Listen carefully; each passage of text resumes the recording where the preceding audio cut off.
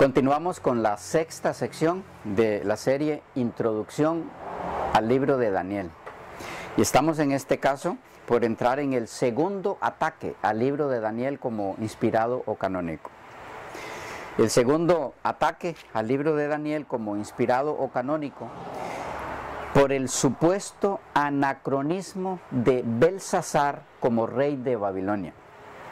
El argumento histórico esgrimido en contra del libro de Daniel consiste en la denuncia de que en sus páginas se dice que el rey de Babilonia, cuando esa ciudad fue conquistada por los persas, era Belsasar.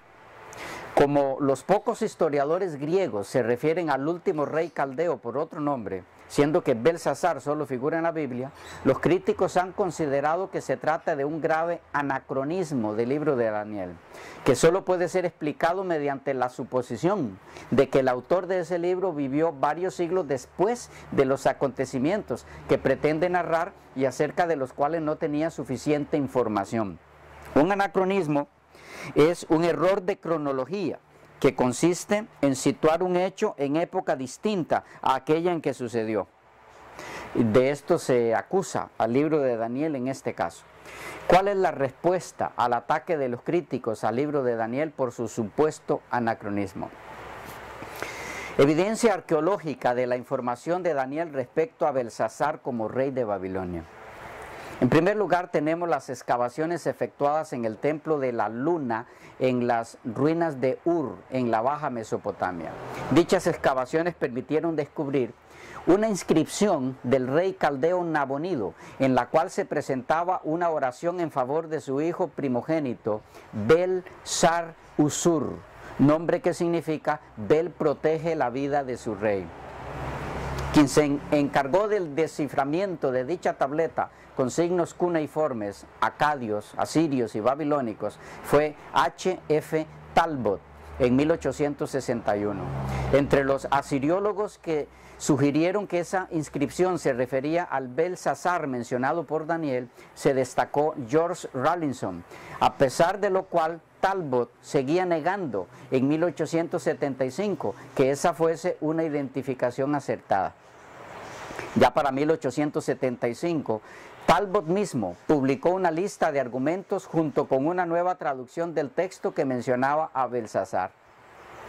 En segundo lugar, tenemos la Crónica de Nabonido. 7 años más tarde de que Talbot publicara su lista de argumentos, Teófilo G. Pinches publicó otro hallazgo arqueológico, un texto hallado el año anterior y que ahora se llama Crónica de Nabonido. Este texto describe la toma de Babilonia por Ciro y declara también que Nabonido permaneció en Tema durante varios años mientras su hijo estaba en Babilonia.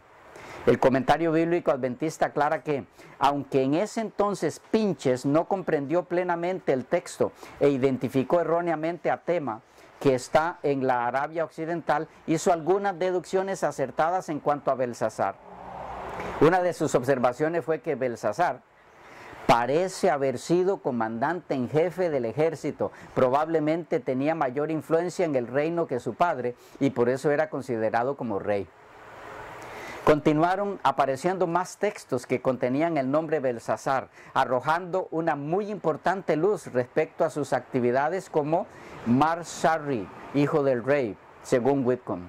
Ya para 1916, Pinches publicó 2 documentos legales datados en los años 12º y 13º de Nabonido, 544 al 543 a.C., registrando juramentos hechos por la vida de Nabonido, el rey, y de Belsasar, el príncipe heredero.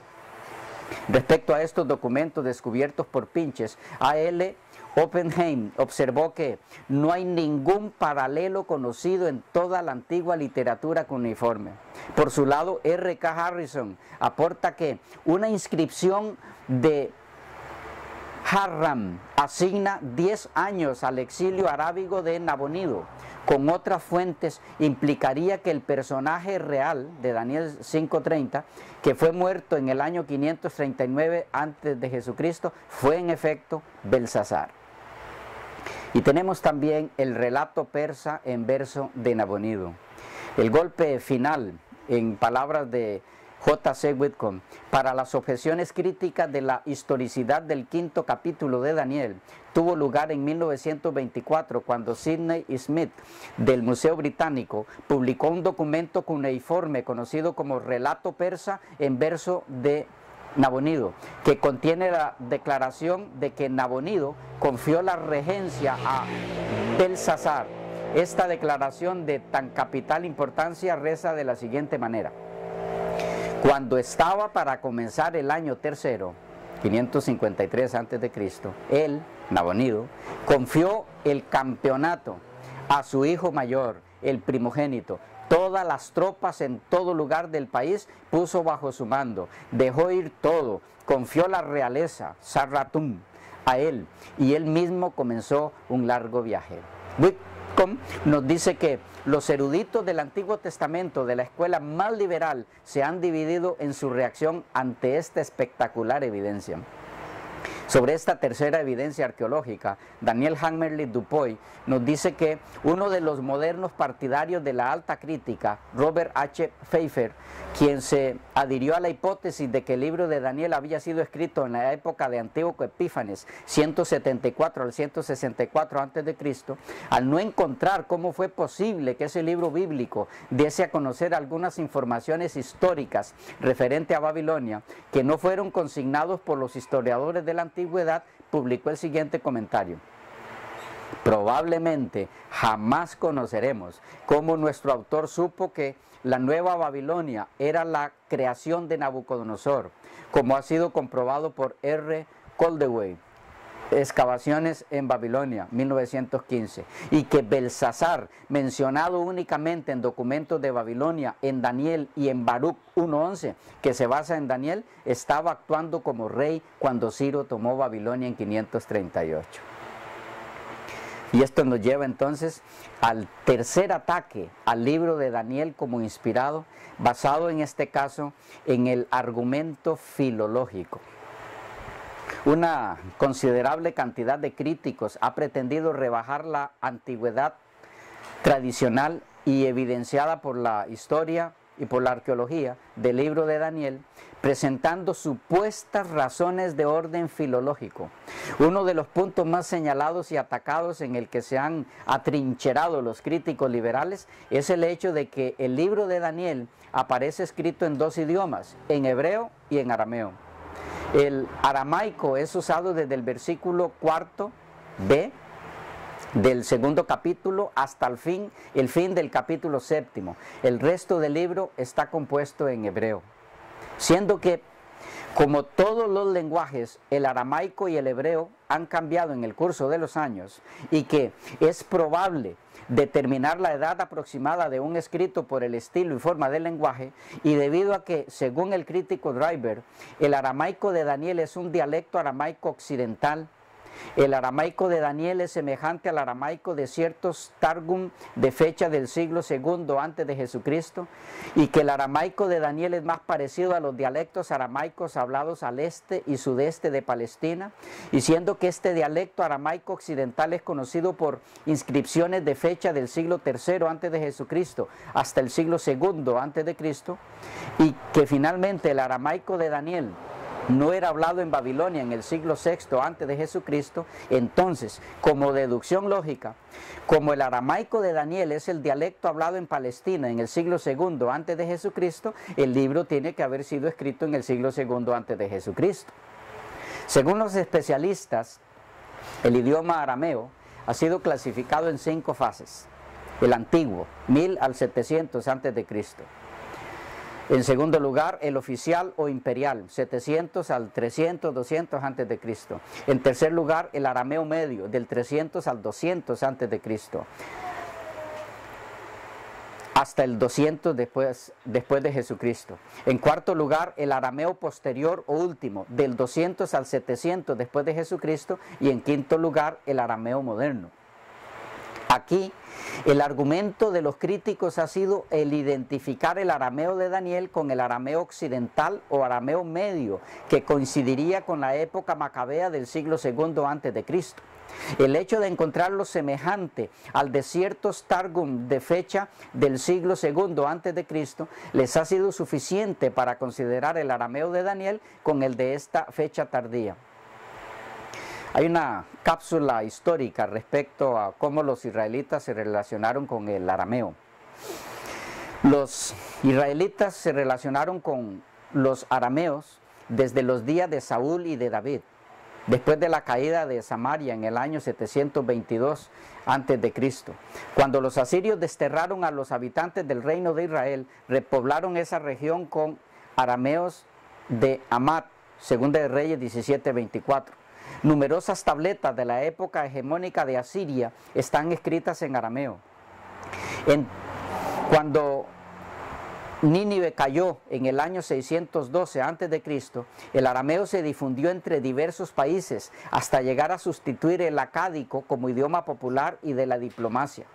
El papiro de Adón, exhumado en Saqqara, Egipto, en 1942, es una carta escrita en arameo por un reyezuelo de la ciudad de Ascalón.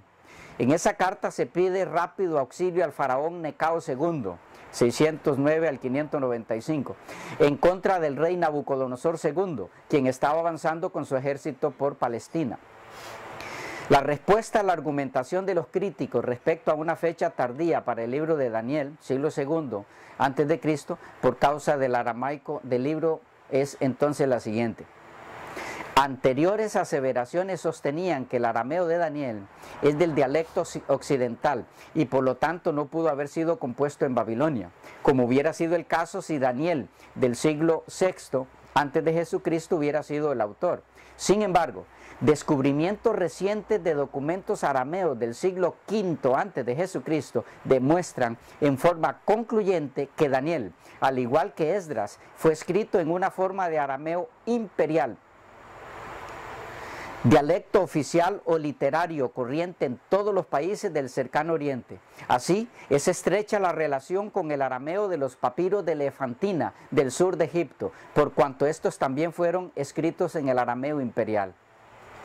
E.I. Kutscher, en su comentario sobre la obra de G.D. Driver, Aramaic Document of the Five, Documentos arameos del siglo V antes de Jesucristo, en 1954, menciona las peculiaridades lingüísticas de estas cartas que fueron enviadas desde Babilonia y Susa en la región arameo oriental. G.L. Archer dice así: respecto al arameo bíblico, que en orden a vocablos y otros rasgos es del tipo oriental, por ejemplo, más libre y más flexible en el orden de las palabras, y carece casi por completo de características occidentales. Es factible concluir que se originó en el este. Un veredicto final sobre este asunto, sin embargo, debe esperar hasta la publicación de todos los textos arameos Qumran. Un detalle interesante respecto a la similitud del arameo de Daniel con el de los papiros de Elefantina es que contienen el nombre de Abed-Nego, que al comienzo fue interpretado como una tardía corrupción de Abed-Nebo, siervo de Nebo, tal como cabría esperar en una producción del siglo II. Pero resultó que Abed-Nego fue un hombre corriente en el siglo V. El aporte respecto al aramaico de Daniel por otro especialista, el profesor Harrison, nos da luz al respecto. Él dice, en 1981, S.R. Driver podía escribir confiadamente que las palabras persas de Daniel presuponían un periodo de composición después que el imperio persa había sido establecido. Las palabras griegas exigían las palabras hebreas.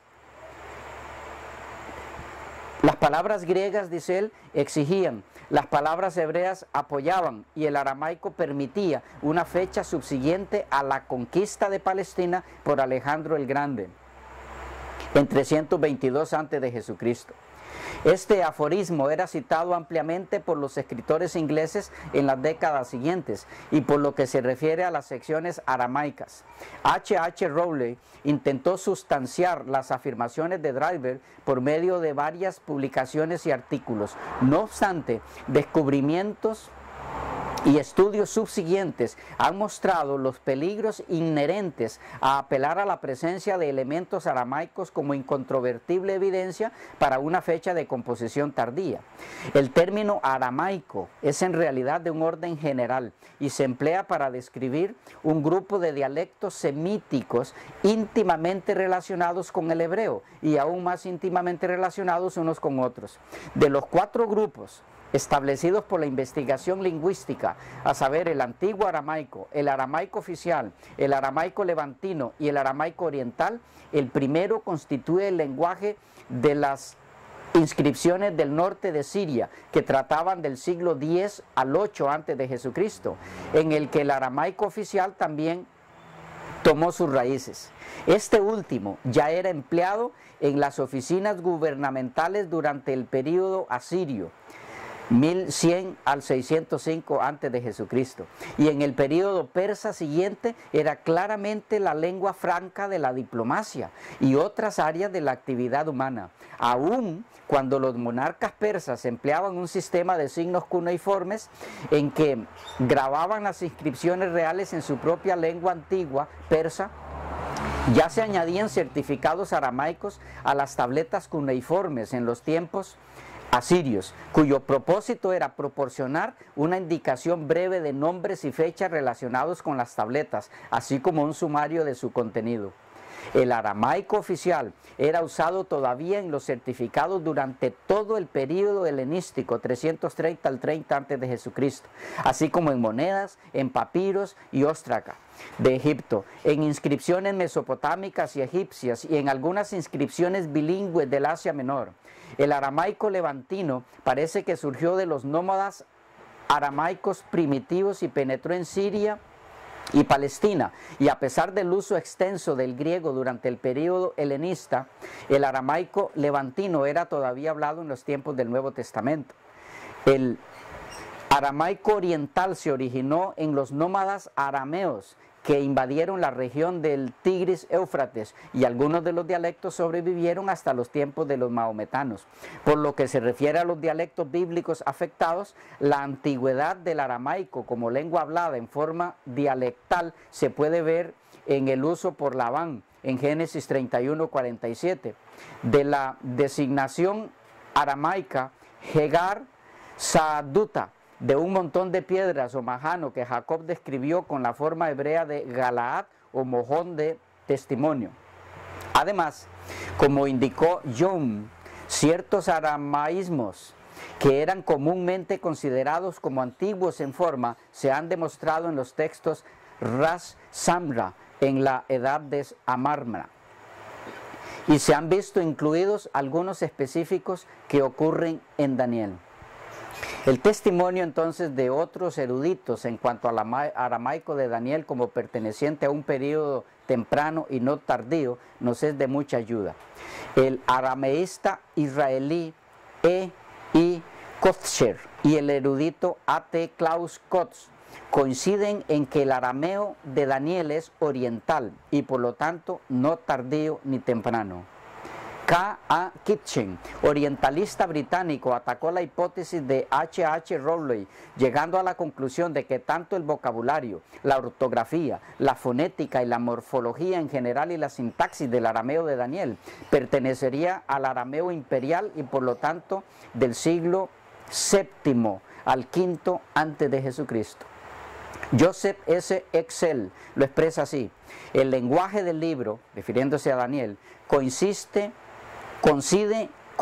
con la era de Daniel. Repito, el lenguaje del libro coincide con la era de Daniel. El escritor emplea tanto el hebreo como el caldeo, indicando así que vivió durante el periodo de transición del primero al último de estos lenguajes. Su caldeo, como el de Esdras, contiene formas hebreas que no aparecen en los tárgumes más antiguos. Su hebreo, por otro lado, armoniza en su carácter general con los de Ezequiel y Esdras. Aunque el hebreo subsistió como lenguaje de los eruditos por algún tiempo después del cautiverio, no podemos suponer que en un tiempo tan tardío como los de Antíoco Epífanes o de los Macabeos, un autor judío hubiera empleado un hebreo como el que usa Daniel, o un caldeo tal. El autor demuestra íntima familiaridad con las relaciones históricas y con las modalidades y costumbres que pertenecen al tiempo de Daniel. Por su parte, otro especialista nos dirá, comentando las conclusiones de otro especialista a la vez, el inglés P.W. Coxon, que puso la puntilla, punto final, definitiva, cuando en 1977, como resultado de sus investigaciones respecto al verbo, ellos bebieron que aparece en la parte aramea, Daniel 5.3, y comparar la adición fonética que allí aparece semejante a otros dos verbos en parto y medio Persia que él había encontrado, le obligó a afirmar que la lengua de Daniel corresponde a una morfología del arameo imperial del este oriental y por lo tanto muy anterior al siglo II antes de Jesucristo. Se trataría de una antigüedad apreciable. Por su parte, Arthur J. Fersch recoge a manera de conclusión la imposibilidad de que la composición de Daniel sea en el siglo II antes de Jesucristo, sino muy anterior, a juzgar por lo que los especialistas indican. Él dice, es el arameo de Daniel en sí mismo tan largo y generalmente correspondido, integra una parte de ese arameo imperial, el cual recoge el ímpetu del final del siglo VII antes de Jesucristo y que fue usado plenamente antes del 300 antes de Cristo. Por esta razón se fosilizaban donde no era nativo y desarrollaban nuevas formas y usos donde era lengua hablada. Si puede hacerse una concesión propia para confirmar el uso del escriba en el cercano oriente bíblico, incluyendo cambios ortográficos y morfológicos, entonces no hay nada para decidir la fecha de composición del arameo de Daniel sobre los puntos del arameo en cualquier lugar. La fecha del libro de Daniel no puede ser decidida únicamente bajo puntos lingüísticos, nos dice este autor, y termina diciendo, es igualmente oscurantismo excluir dogmáticamente una fecha del siglo VI al V o IV. Muy acertada aquí es la declaración de Hassel en cuanto a la antigüedad del arameo de Daniel y por ende de la composición de su libro. Dice, este debate concerniente al arameo del libro de Daniel se ha dirigido en dos direcciones nuevas y sorprendentes. Todos los documentos arqueológicos, incluyendo los del Qumran, con los manuscritos del Mal Muerto, consideran como problemática la hipótesis de una redacción del libro en el siglo II antes de Jesucristo, período macabeo. La otra fecha, siglo VI antes de Cristo, posee hoy, desde el punto de vista lingüístico, mucho más triunfos a su favor que como en ninguna otra época anterior. Gracias a los datos históricos relativos a la antigüedad que se han descubierto recientemente, es cada vez más evidente que la información suministrada por el libro de Daniel está completamente conforme con la historia. A manera de síntesis sobre el arameo de Daniel, viene muy al punto el resumen del Dr. Dietrich. Nuestra réplica a la cuestión presentada sobre el arameo de Daniel es que no solamente no podemos con el arameo de Daniel fechar la composición del libro en el siglo II antes de Cristo, sino que todos los indicios nos llevan a un arameo que se desarrolló a partir del siglo VII antes de Jesucristo. Por lo tanto, dicho arameo confirma la antigüedad de los pasajes de Daniel, siendo del siglo VII antes de Jesucristo, de acuerdo a lo que el propio contenido histórico y textual del libro nos asegura. En cuanto a por qué la mitad del libro fue escrito en arameo y la otra mitad en hebreo, el doctor Gleason L. Archer, hijo, recalca que la razón de ello resulta obvia. Las porciones de la profecía de Daniel que tratan generalmente de cuestiones relacionadas con los gentiles, los 4 reinos del sueño de Nabucodonosor, la humillación de ese rey en el episodio del horno ardiente y por sus 7 años de insanía, y también las experiencias de Belsasar y de Darío de Media, fueron escritas en un medio lingüístico que todos pudieran apreciar. Se trata de judíos o de gentiles, pero las porciones de interés específicamente judío capítulos 1 y 8 al 12 fueron escritas en hebreo para que fueran entendidas solamente por los judíos. Y esto era particularmente apropiado en razón de la orden dada en el capítulo 12 de guardar estas predicciones finales más o menos en secreto y selladas hasta el momento de su cumplimiento, según Daniel 12:9. Resumamos la respuesta al argumento de los críticos contra la antigüedad del libro de Daniel, basándose en el arameo de dicho libro, con la cita que el erudito alemán Rudolf Kittel recoge. El erudito adventista Daniel Hammerly Dupuy, quien primeramente nos dice por su cuenta que los descubrimientos arqueológicos han permitido un nuevo enfoque del problema del uso del idioma arameo por Daniel mientras escribía en Babilonia. Estaba utilizando la lengua que terminaban de adoptar los judíos. Y agrega que con respecto a la antigüedad del arameo bíblico de los libros de Daniel y Esdras, como lo señaló el erudito alemán Rudolf Kittel, no puede ser cronologizado sobre la base de los textos conocidos actualmente, porque al ser copiados sucesivamente, las palabras fueron actualizadas según la ortografía usual. Y esto nos lleva al cuarto ataque al libro de Daniel como inspirado. El tiempo se nos ha ido, quedamos hasta aquí en esta sección y continuamos en la próxima.